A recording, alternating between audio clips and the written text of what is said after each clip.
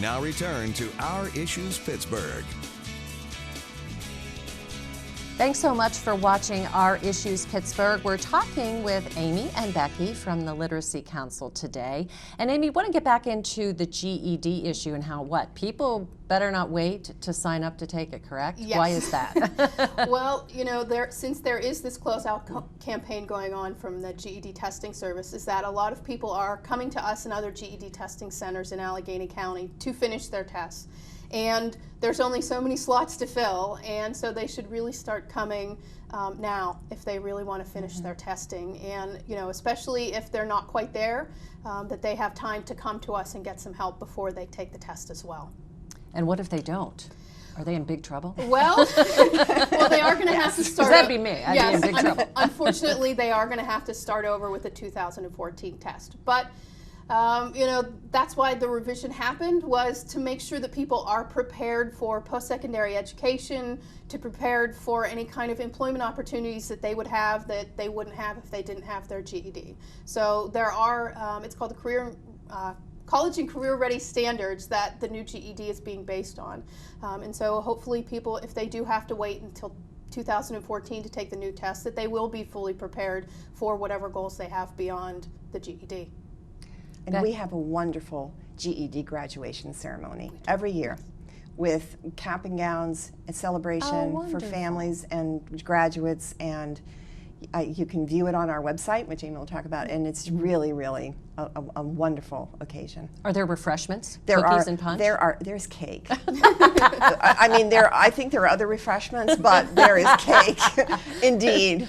And we have graduation parties. You know, it is a party because these folks really deserve it. And that's the thing too. They're working very hard. They deserve it so much. And they're adults, and so they have other things going on in their lives, and sometimes not a whole lot of support. And there they are, and they do shout outs, and they have the families and the children, and it gives me goosebumps just to think about it. But it is quite, you know, it's a wonderful reminder to staff as well and volunteers of the value of what the Literacy Council is all about. Tell us about how it began. You said it's a great story. It is a great story. Again, because we are so committed to our volunteers, this makes us very happy to say that the GPLC began by a woman named Mary Yardumian, and at the time she lived in Florida, and it was a long, long time ago. She's since passed away, but she looked around in her community and saw that many of the migrant workers needed help with their English, and so she just took it upon herself and recruited her friends and went out and started helping them. Then she relocated to Mount Lebanon with her husband, and she did the same thing in Pittsburgh, and just was doing it, as we always say, from her kitchen table, just begging, borrowing, and stealing books and supplies and doing this. And it actually grew and grew and grew to such an extent that she reached out and came into contact with our current executive director, Don Block, and said, would you like to take this over, and you have to raise your own salary once you start. So and I think he did, because we're still in operation 30 plus years later. What a wonderful story. Just touching on, you had touched a little bit about the success stories. How else does this help, very quickly? I mean, it's just such an important and big thing in people's lives. There must be so many other different ways. Well, you know, we think about the refugees for a second, and by definition, these are folks who've come here because they can't be in their home country anymore, or they'll be killed or hurt seriously. A lot of these people have spent so much time, years and years and years, in refugee camps, which is not always a pleasant experience. And they have come here with a lot of trauma, with nothing of their own, with no language. And sometimes our refugees have no literacy skills in their own language. So they have to learn about learning first. And they are settled here, and they come to us to learn their English. And it is a remarkable thing to witness when you're talking to people who have no English whatsoever. How do you teach them? And our ESL teachers and volunteers are wizards at this. Want to talk about volunteers. How can people get in touch to be a volunteer? You had mentioned the great need for that. Yes. How do they go about doing that? We have a lot of information on our website, which is www.gplc.org. And we also, you can give us a call at 412-393-7600. We have a lot of information about how to become a volunteer, about our training schedule is posted. We also have an upcoming event. It's a Leaders for Literacy Luncheon, and that is October 30th, and there's information on how to be a participant in that as well. What about donations, the other issue that you talked about? How can people be a part of that? Same way. They can either take a look at our website or give us a call, and we'll put them through to our development director, and she can definitely help people out with that process. And just quickly, if you could, what do you look for in a volunteer? Obviously you need so many, but what do they need to know? Well, we train our tutors, so we give them all the information that they need to know, and we also have ongoing training for our tutors as well.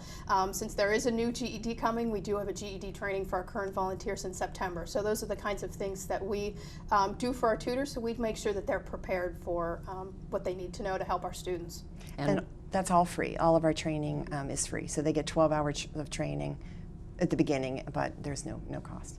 And one more time, the website and phone number, should people need that? Website is gplc.org, and our phone number is 412-393 412-393-7600. Hopefully it's on the screen. We don't know, but they'll get it. They'll go to the website. Tell them to go to the website. Go to the website. We're going to wrap things up when we come back. Thanks so much for being with us.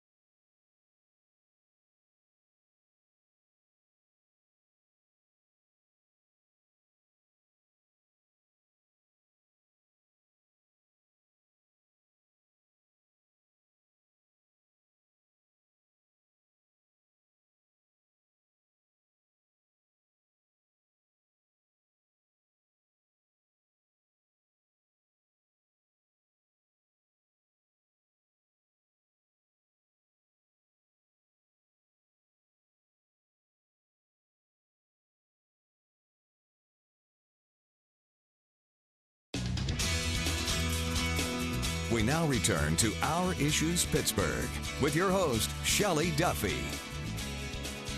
Welcome back to Our Issues Pittsburgh, and I'd like to thank Rebecca Carpenter and Amy Snyder from the Greater Pittsburgh Literacy Council. Thank you for joining us today. So much great information. We really appreciate it. We're very happy to be here. Thank you, Shelley, for inviting us. If you'd like to learn more about the Literacy Council and how you can help, you can go to their website at gplc.org or call them at 412 888-393-7600. And if you have a suggestion or a topic you'd like to see explored on Our Issues Pittsburgh, email us at ourissuespittsburgh@wpgh.com, or you can call us at 412-931-5300, and your issue could be discussed on a future show. Thanks so much for joining us today on Our Issues Pittsburgh. I'm Shelley Duffy. Hope you have a great day.